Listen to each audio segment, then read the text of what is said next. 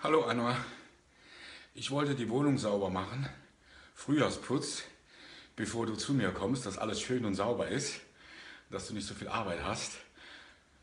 Aber ich krieg den Staubsauger kriege ich nicht an. Und damit du mir das glaubst, zeige ich dir das mal.